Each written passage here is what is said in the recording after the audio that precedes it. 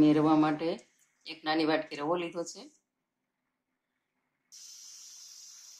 એક વાટકી રવો છે તો એના માટે આપણે 2 વાટકી પાણી લીધું છે, એટલે આપણે એ ધ્યાન રાખશું કે 2 વાટકી પાણી એમાં જોઈએ. પાણી આપણે ગરમ થવા દેશું. ત્યાર પછી પાણીમાં 1 ચમચી આપણે મીઠું નાખશું, 1 અડધી ચમચી જીરું નાખશું. પાણી આપણે ગરમ થાય છે. એમાં રવો છે તે આપણે ધીમે ધીમે એડ કરશું, એટલે કારણ કે એમાં ગાંઠા ન થઈ જાય એટલા માટે આપણે થોડો થોડો નાખી અને હલાવશું.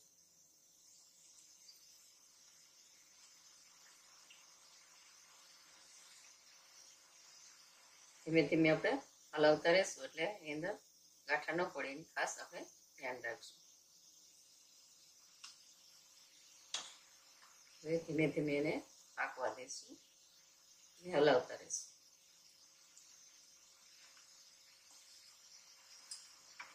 આપણે 1 ચમચી તે ઘી એમાં નાખશું.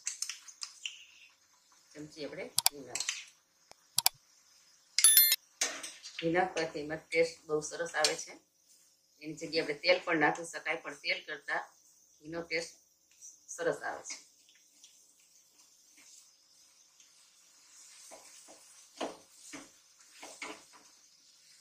સરસ હવે એકદમ સરસ પેન મૂકી દે છે, તો આપણે સરસ હવે આપણે ગેસ બંધ કરી અને નીચે ઉતારી લઈશું અને ઠંડુ કરવા મૂકી દઈશું.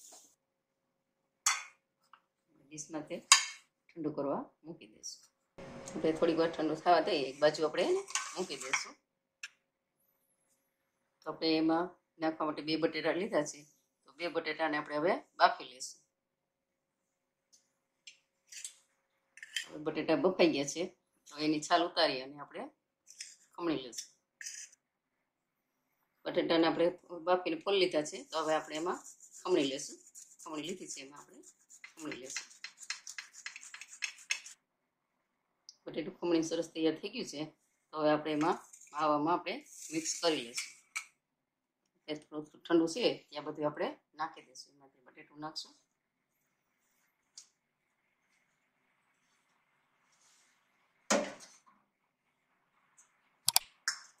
અડધી ચમચી આપણે ગરમ મસાલો નાખશું.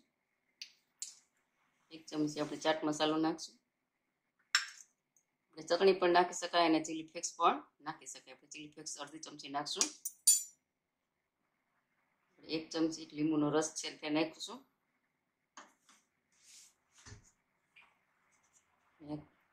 કોથમરી છે તે પણ નાખશું.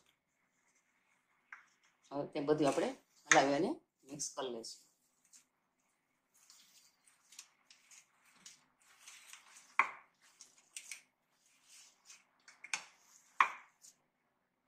આપણે 4 ચમચી આપણે મેંદાનો લોટ આપણે આમાં નાખશું. કોર્નફ્લોર પણ નાખી શકાય અને મેંદાનો લોટ પણ નાખી શકાય. આપણે અહીંયા મેંદાનો લોટ લીધો છે.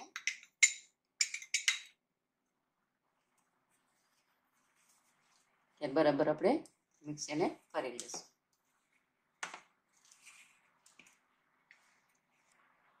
એક ચમચી તેલ પણ આમાં આપણે નાખશું. બધું આપણે મિક્સ કરી લઈશું. ત્યાર પછી આપણે એમાંથી ટીકી બનાવશું.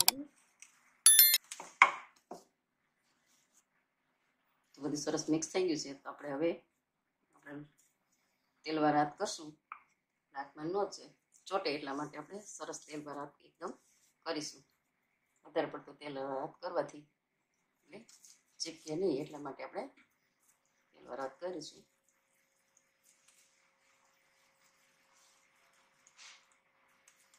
સરસ આપણે એનો શેપ આવે એવી રીતે આપણે ટીકી બનાવી લઈશું.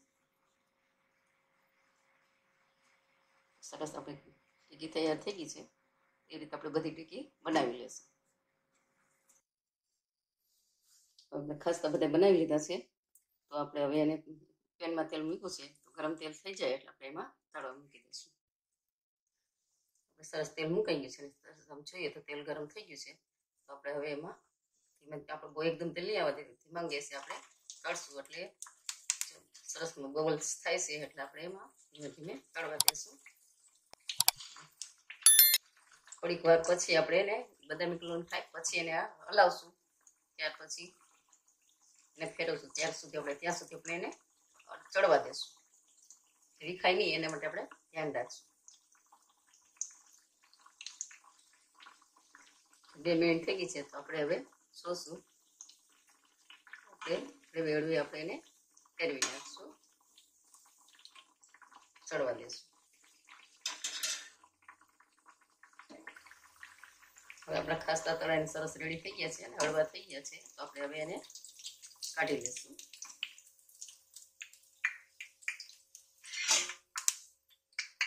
એને તેલમાં નીચે ડીશમાં તેલ નીતરવા દેશું.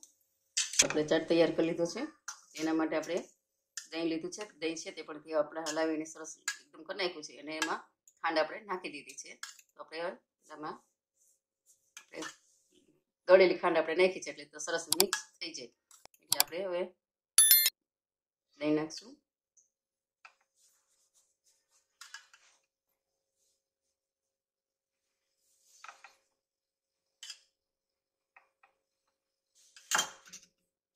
ત્યાર પછી આપણે શેકેલ જીરું છે તે નાખશું.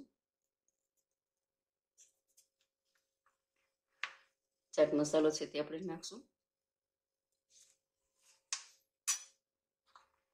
દાડમના દાણા લીધા છે એ આપણે નાખશું.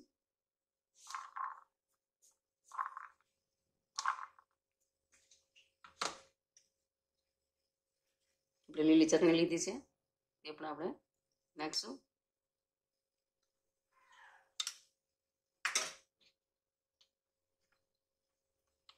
મીઠી ચટણી છે તે પણ આપણે નાખશું.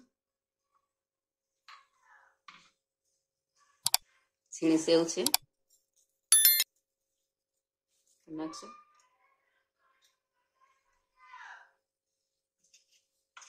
દહીં છે થોડુંક પાછું આપણે નાખશું.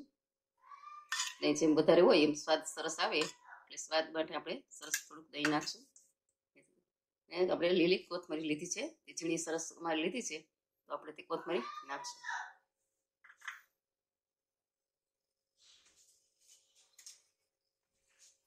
સરસ સેવ નાખીએ તો ઝીણી સેવ છે એટલે સરસ એનો ટેસ્ટ બહુ સરસ આવે એટલા માટે આપણે સેવનો ઉપયોગ વધારે કરશું.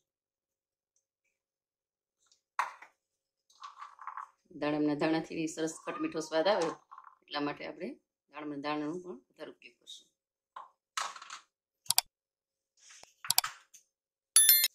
આપણા ચાટ તૈયાર થઈ ગયો છે. તમે પણ આવો સરસ મજાનો ચાટ બનાવજો અને અમને જણાવજો.